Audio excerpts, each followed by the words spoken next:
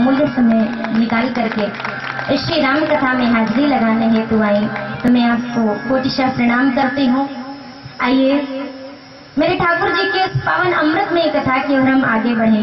ये लाल बाग आज यहाँ पर आई, रथ यात्रा निकली, बहुत सारी चीजें, कुछ सही कहूँ तो पुरानी यादें ताजा हो गई। पुरानी यादें क्या है, मेरा सेंटर यही ग्रामर स्कूल में आया था। जब मैं पेपर दे रही थी इंटर का तो यहीं पर आया था। उस समय तो उस गली से गुजरने में भी डर लगता था, सबको लगता है। ठाकुर जी से आज जब वो स्कूल देखा ना, आज ठाकुर जी को बहुत धन्यवाद किया कि सरकार धन्यवाद इसलिए वो एग्जाम छोड़ करके कम से कम उससे छुट्टी दिलाई और जिंदगी के एग्जाम को कैसे पास किया जाए इस लाइन में लगा दिया। तो इससे बड़ी अच्छी बात और क्या हो सकती है। तो इसके लिए ठाकुर जी को बहुत बहुत धन्यवाद दिया मैंने। और मैं एक बात और हृदय से कहना चाहती हूँ, जितने भी भैया लोग रथ खींच रहे थे ना, मैं उनको दिल से धन्यवाद करती हूँ और प्रणाम करती हूँ। आज मेरी वजह से उन्हें बहुत कष्ट हुआ और मुझे भी इस बात का बहुत कष्ट हुआ, लेकिन कुछ ऐसी मजबूरी परिस्थिति, तो मैं उनसे पहले तो क्षमा मांगूंगी। उनको जो भी कष्ट हो रहा है आज मेरी वजह से, मैं उसके लिए उनसे क्षमा मांगती हूँ इस व्यासपीठ से। आइए मेरे ठाकुर जी की पावन कथा की ओर चलते हैं। आज पहला दिन है, कथा का प्रथम दिवस है। कथा तो ठाकुर जी की कृपा से ही मिलती है। कथा सुननी क्यों चाहिए, मेरे गोस्वामी जी महाराज बताते हैं, बिनु सत्संग विवेक ना होए, राम कृपा बिनु सुलभ न सोए।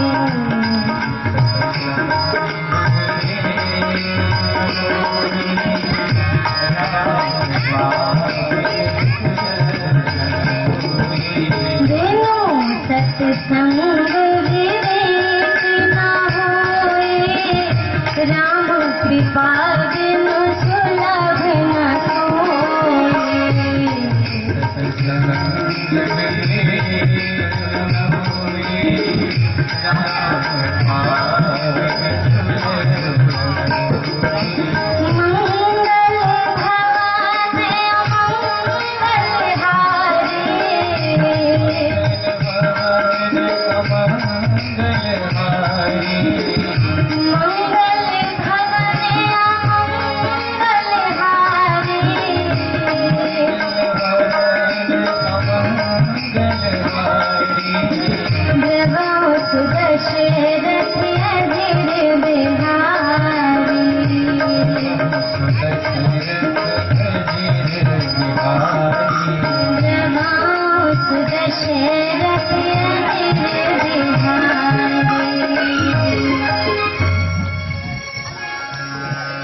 बिनु सत्संग विवेक ना हुई।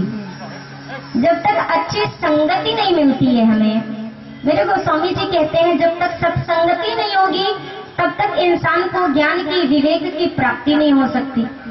और ये सत्संग कैसे मिलेगा, मेरे गोस्वामी जी ने आगे लिखा, राम कृपा बिनु सुलभ ना। जब तक मेरे ठाकुर जी की कृपा नहीं होगी ना, मेरे राम जी की कृपा जब तक नहीं होगी तब तक ये सत्संग भी नहीं मिलता है मेरे भैया। यानी कि लोग पूछते हैं कैसे पता चले ठाकुर जी की कृपा हो रही है, कैसे मान लें कि ठाकुर जी कृपा करते हैं। यदि आपको कभी कथा सुनने को मिले तो समझ जाओ ठाकुर जी की कृपा है। यदि आप कभी घर पे बैठे हो, अचानक दिल में इच्छा हो कि चलो बैठे हैं लक्ष्मी सागर नारायण, ये जो मंदिर है, तो लक्ष्मी नारायण भगवान के दर्शन कर आए, जिस पल दिल में ये बात उठे उस पल समझ लीजिएगा कि ठाकुर जी की कृपा हो रही है। आज शोभा यात्रा जो थी लगभग 1 से 1.5 घंटे लगे होंगे मैक्सिमम, 1 से 1.5 घंटे का समय था। और शोभा यात्रा कुछ ऐसा विचार करके निकाली गई थी कि ज्यादा धूप ना हो, जिससे भक्तों को ज्यादा कोई कष्ट ना हो। लेकिन एक बात की आप सभी ने नोटिस की, आप सभी लोग यहाँ से निकले, भगवान लक्ष्मी नारायण के चरणों में सर झुका करके निकले, राम जी के कार्य से निकले, राम जी के नाम का पताका आपके हाथ में था, आपकी जिह्वा पर, आपके जिह्वा पर मेरे राम जी का नाम था। आप यहाँ से निकल गए राम कार्य के लिए, आप रास्ते में निकले, क्या आपको कहीं प्यास लगने दी मेरे ठाकुर जी ने?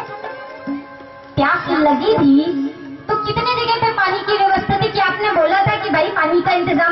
हम आएंगे शोभा यात्रा में हमें प्यास लगेगी, क्या किसी ने बोला था क्या? वहाँ पानी की भी व्यवस्था थी, वहाँ थोड़ा सा नाश्ते की भी व्यवस्था थी। भाई मेरे बस इतना मेरा कहने का तात्पर्य है, विचार करिए यदि 1 घंटे ठाकुर की मार्ग में हम चले तो ठाकुर जी ने ना हमें भूखा रहने दिया ना हमें प्यासा रहने दिया, तो जो भक्त अपनी जिंदगी मेरे ठाकुर के चरणों में सौंप देता है, क्या उस भक्त की जिंदगी की जिम्मेदारी मेरे ठाकुर जी की नहीं होगी? मेरे सरकार की जिम्मेदारी नहीं होगी क्या? वो सबकी जिम्मेदारी लेता है, लेकिन कारण बस इतना बनता है कि एक माँ बाप बच्चे की जिम्मेदारी सारी जिंदगी उठाना चाहते हैं, लेकिन हम जो बच्चे होते हैं ना, जब 15-16 साल के हो जाते हैं तो माता पिता से एक दिन कह बैठते हैं अब हम बड़े हो गए। और जिस दिन हम अपने माता पिता से कहते हैं अब हम बड़े हो गए हैं, उसी पल माता पिता भी कहते हैं भाई तो अब अपनी जिम्मेदारी को तो खुद उठा सकते हैं। तो ठाकुर जी की जिम्मेदारी उठाने को तो पूर्णतः तैयार है मेरे भैया, लेकिन निवेदन इतना है छोटे बन जाओ कि ठाकुर अभी हम कितने भी लायक बन जाएं, हम कितने भी बड़े पद पर बैठ जाएं, लेकिन अभी मैं इस योग्य नहीं हूँ कि अपनी जिम्मेदारी में खुद उठा सकूं। मैं इस योग्य नहीं हूँ, संभालना तो हर कदम पे मुझे आपको ही, आप ही संभालोगे तो मैं चल सकता हूँ। हम सभी लोग कथा तो सुनते आते हैं मेरे भैया, हम सभी लोग हर वर्ष कथा होती होगी, आप हर वर्ष कथा सुनते होंगे। हर कथा में मेरी एक प्रार्थना रहती है। जय सिया राम। एक बच्चा छोटा सा गुम हो गया है, देखें आप लोग, जिसका भी बच्चा हो या कोई पहचान रहा हो इस बच्चे को, रेलवे क्रॉसिंग पर मिला है, अगर कोई पहचान रहा हो, जुलूस में आया हो या कोई बात हो, तो आप लोग जरूर इसके माता पिता तक पहुंचाने की कृपा करें। इसके कपड़े का रंग पीला है और इस जो अंडरवियर पहना हुआ, नाइकर पहना हुआ वो भी पीला है, और पिता का नाम है सोनू, बता रहा है सोनू नाम है, पापा का नाम सोनू है। कहां से आए? तुम्हारा क्या नाम है? हा? क्या तान या कुछ बता रहा है अपना नाम? चाँद, चाँद नाम बता रहा। जिसका भी बच्चा हो आप लोग देख लीजिए, ठीक है। जय श्री राम। देखिए हमारी मुख्य अतिथि श्रीमती शोभा सिंह जी अब पधार रही हैं, और पधारने के बाद राम कथा का रसास्वादन भी किया, इनकी कृपा भी हुई, राम जी की भी कृपा हुई। अब जा रही हैं। जय जय श्री राम। आइए, जय श्री राम। बोलिए सियावर रामचंद्र की। ऐसे तो ना काम चलेगा। आज कथा का पहला दिन और ये जयकार है, 9 दिन की कथा कैसे हो पाएगी? ऐसे होगी? ऐसे तो बिल्कुल नहीं होगी। जरा जोरदार जयकार होना चाहिए। बोलिए सियावर रामचंद्र की, पवन सुत हनुमान की। ठाकुर जी की कृपा देखो, इतनी अच्छी ठंडी ठंडी सी हवा चल रही है। ठाकुर जी ने कहा कि मेरे भक्तों को कष्ट नहीं होना चाहिए किसी भी तरीके से। ठीक ऐसी कृपा हमारे गोसाईगंज में भी हुई थी। पंखे लगे तो, लेकिन पंखों को चलने का काम मेरे ठाकुर जी ने नहीं दिया। इतना अच्छा पंखा मेरे सरकार ने चलाया। भैया हम सभी लोग, जैसा कि मैं आपसे निवेदन कर रही थी, हर वर्ष कथा सुनते हैं, बहुत अच्छी बात है, कथा सुननी चाहिए। इस व्यासपीठ से मेरा एक छोटा सा निवेदन मात्र ये रहेगा, हर पल रहेगा, अगले 9 दिन तक रहेगा। सिर्फ इतना ही आग्रह रहेगा, केवल कथा सुनना मत, कथा को सुनिए, उसके बाद कथा को गुनिए। कथा सुन तो लेते हैं, सुन लिया, घर गए, 9 दिन की कथा सुनी, 9 दिन के बाद भी यदि हम वही हैं तो समझ जाइए हमने कथा सुन करके कुछ खास प्राप्त पुण्य तो मिलेगा। मेरी बात को गलत दिशा में बिल्कुल मत ले जाइएगा कि कथा सुनने का कोई लाभ नहीं होता, पुण्य मिलेगा, लेकिन इस जीवन में भी तो हमें बदलाव दिखना चाहिए ना। लोगों को ये लगना तो चाहिए कि फला भाई साहब ने 9 दिन की कथा सुनी, भाई मानना पड़ेगा 9 दिन के बाद ये वो इंसान नहीं है जिससे मुलाकात मेरी 9 दिन के पहले हुई थी। कथा सुनने के बाद यदि 9 दिन की कथा आप सुनते हैं, कम से कम 9 मिनट या 9 सेकंड की बात तो हमारे दिल में, हमारी जिंदगी में, हमारे जीवन में उतरनी ही चाहिए भैया। इस व्यासपीठ को सबसे बड़ा उपहार आपकी तरफ से यही होगा। तो मैं आग्रह करूंगी आप सभी से कि मैं जो भी कहूंगी, पहली बात, ना कछु किया ना कर सको, ना कछु करत शरीर, जो कुछ किया सो हरि किया, कहत कबीर कबीर। मेरी इतनी हैसियत नहीं कि मैं कुछ कह सकूं, मैं कुछ बोल सकूं। करने वाले मेरे ठाकुर जी, कराने वाले मेरे ठाकुर जी। इस व्यासपीठ से जो भी निवेदन हो, त्रुटियां होना स्वाभाविक है, जो भी गलती हो मेरी उन गलतियों को अनदेखा करिएगा, क्षमा करिएगा। लेकिन यदि इस व्यासपीठ से कही गई कोई एक बात भी आपको अच्छी लगे मेरे श्रोताओं, तो उसे अपने जीवन में धारण अवश्य करिएगा। आप सभी के चरणों में मेरी बारंबार बस यही एक प्रार्थना है। और हमारा और ठाकुर जी का जो रिश्ता है ना, आज का नहीं है, बहुत पुराना है। हम भूल गए, रिश्ता तो जन्म जन्मांतर का है, लेकिन उस पुराने रिश्ते पर नए रिश्तों का इतना बोझ पड़ गया इन संसार के रिश्तों का कि वो पुराने जो रिश्ते थे ना, वो कहीं न कहीं दिमाग से मिट गए।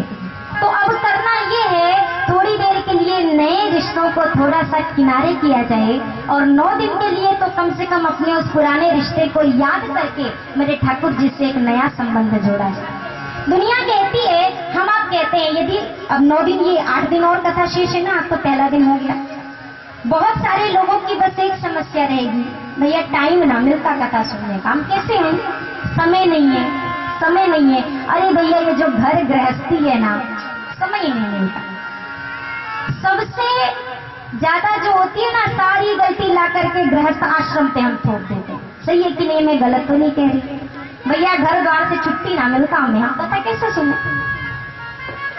गलती हम केवल बंधन मान लेते हैं कि घर गृहस्थी बहुत बड़ा बंधन है, लेकिन सत्य कहूं, सबसे अच्छा यदि कोई आश्रम माना गया है मेरे शास्त्रों में, तो वो गृहस्थ आश्रम को माना गया है। क्योंकि गृहस्थ आश्रम ही एक ऐसा आश्रम होता है, इसके द्वार पर एक संत भी आते हैं, एक भिक्षुक भी आता है, और कभी कभी स्वयं नारायण भी गृहस्थ के आश्रम में ही आते हैं। तो कैसे आप कहते हो कि गृहस्थ आश्रम अच्छा नहीं होता, बड़े जंजाल होते हैं, बड़े झमेले होते हैं। हमने आपने बंधन मान लिया। एक छोटी सी घटना बताऊं। एक बार एक व्यक्ति था, उसने बहुत सारे गधे पाल रखे थे, बहुत सारे। आज सायंकाल हुआ, अब सारे गधों को उसने बांधना शुरू किया। एक रस्सी आज कम पड़ गई, सारे गधे तो बन गए, अब एक रस्सी कम है, एक को कैसे बांधे। अब रस्सी है नहीं और गधा इधर उधर उछल कूद कर रहा। अब वो बेचारा परेशान, अब वो गधे के कान को पकड़ करके बैठा रहा। पूरी रात बीत गई, पूरी रात बीत गई। सुबह एक संत गुजरे उधर से, अरे भैया तो क्यों इस तरह से गधे का कान पकड़ के बैठा हुआ है। अरे महाराज क्या बताऊं, रस्सी कम पड़ गई है और यदि मैंने छोड़ दिया तो ये भाग जाएगा। संत ने कहा भैया ऐसा कर, मैं जो कहता हूँ ना तुम वो कर। क्या करूं महाराज, तो ऐसे झूठ मूठ का जैसे रस्सी बांधते ना, ऐसे झूठ मूठ का बांधने का नाटक कर दे। उस व्यक्ति ने कहा, अरे महाराज क्या बात करते हो, ऐसे झूठ मूठ का कैसे बांध दो, इसको क्या पता नहीं चलेगा। महाराज ने कहा, भैया यदि इसे इतना ज्ञान होता तो ये गधा कहलाता ही, यदि इसमें इतनी समझ होती तो ये क्यों इस नाम से पुकारा जाता। तो अब संत के कथनानुसार उस व्यक्ति ने ऐसे ही झूठ मूठ का जैसे गधे को लगा के बांध दिया। अब झूठ मूठ की गांठ लगाई, झूठ मूठ का जाके ठोटे से बांधा, और गधे को देखिए पूरी रात बीत गई, वो हिला भी नहीं। जैसे सारे गधे बंधे खड़े थे ना, वो भी बिल्कुल अपनी जगह से टस से मस नहीं हुआ कि मैं तो बंधाऊं, मैं बंधाऊं, हिला भी नहीं अपनी जगह से। अब दूसरा दिन जब सुबह हुई, व्यक्ति ने सारे गधों को तो खोल दिया क्योंकि सबके गले में रस्सी थी।